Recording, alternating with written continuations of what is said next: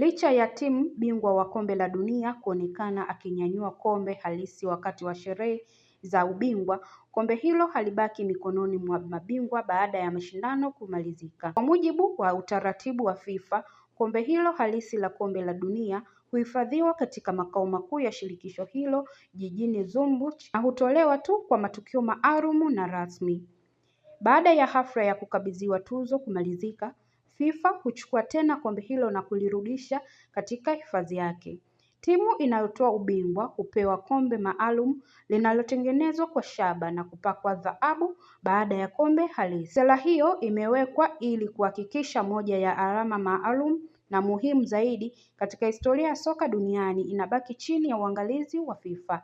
Ingawa mabingwa huadhimisha ushindi huo wakinyanyua kombe halisi mbele ya dunia, kombe hilo husafirishwa kurejea Zurich mara tu baada ya sherehe kumalizika.